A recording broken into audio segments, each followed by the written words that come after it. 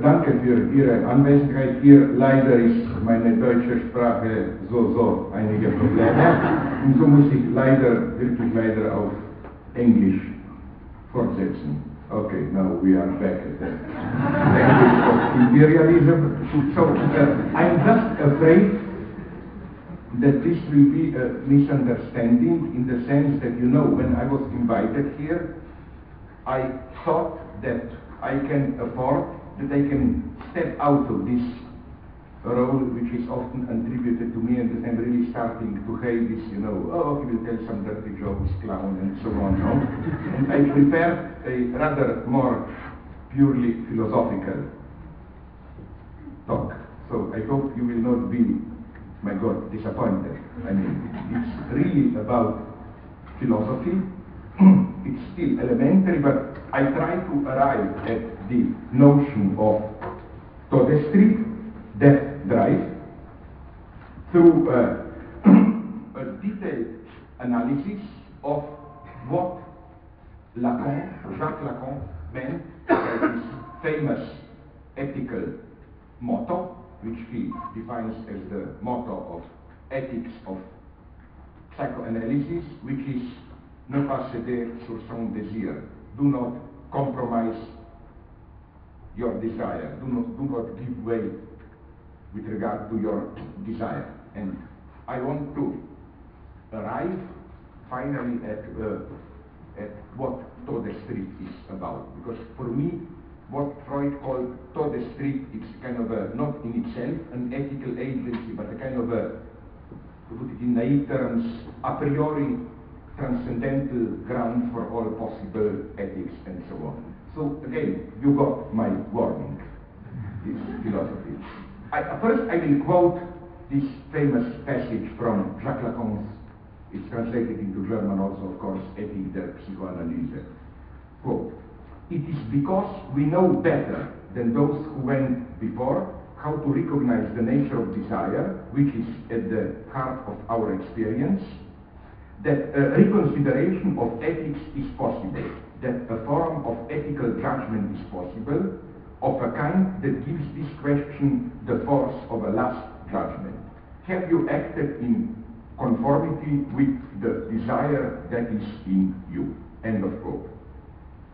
This is Lacan's maxim of the ethics of psychoanalysis.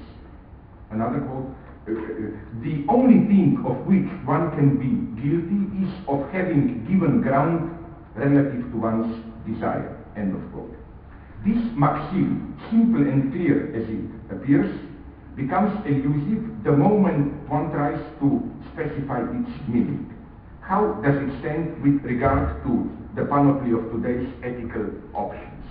It seems to fit three of its main versions: liberal tolerant hedonism, immoral ethics, and what I ironically call Western Buddhism.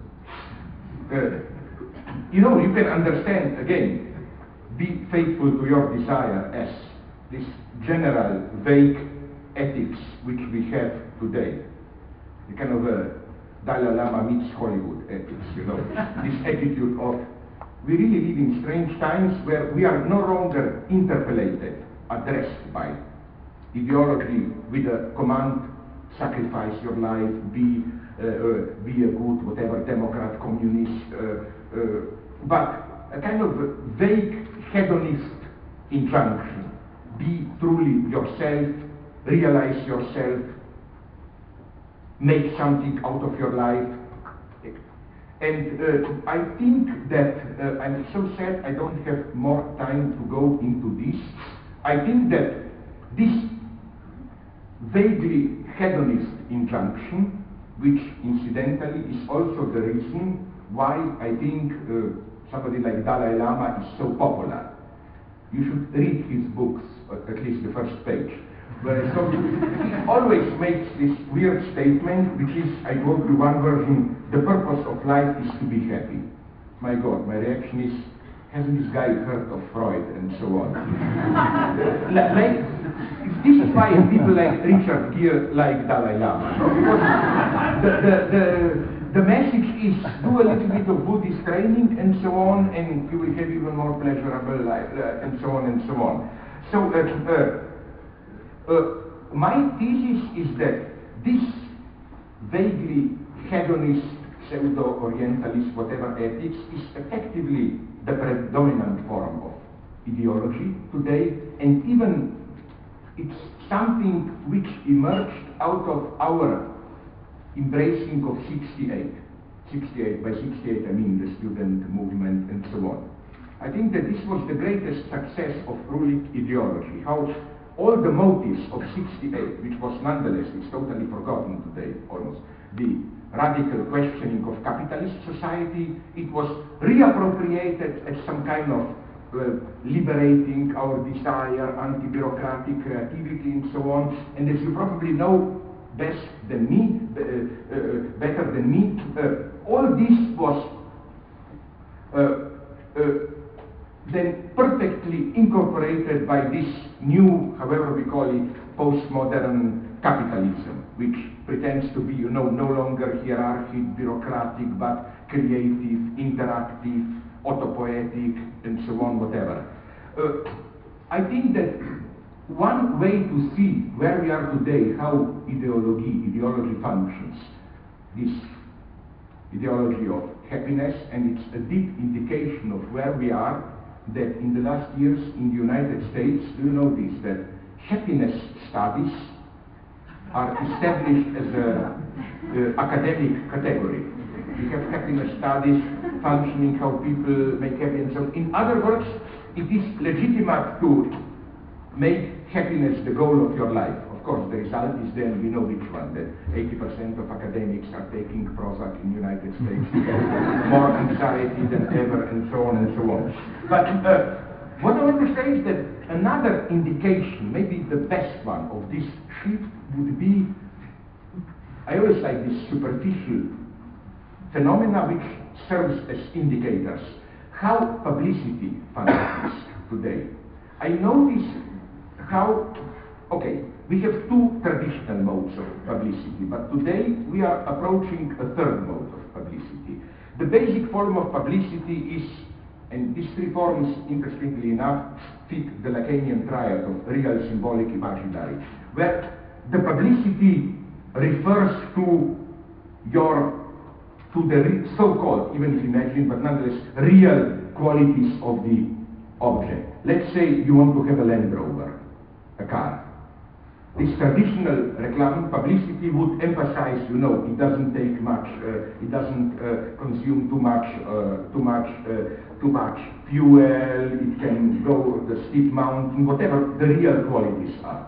Then we have the symbolic publicity which focuses on this keeping up with the Joneses competitive factor, like how you will appear. Basically, if you have this car, you will thereby signal your social status and so on. This aspect. But then today, I think that there is a third mode of publicity which relates neither to real qualities of the object nor to the social status it guarantees to you, like if you have this car, you will signal your superiority, whatever, but to your experience, in what way this object will make your life meaningful, and so on and so on. For example, the second type of publicity for Land Rover would have been, have this car and you will appear macho, you will appear superior, blah, blah. But the third postmodern, post-68 form of publicity would have been like, do you feel oppressed in your daily life? Have this car and you will feel your life energy, your life will be meaningful. The point is the experience rendered by this product. And I think, here I'm a little bit more pessimist than usual, I think that the same goes even for many progressive causes, so-called, which are typical today.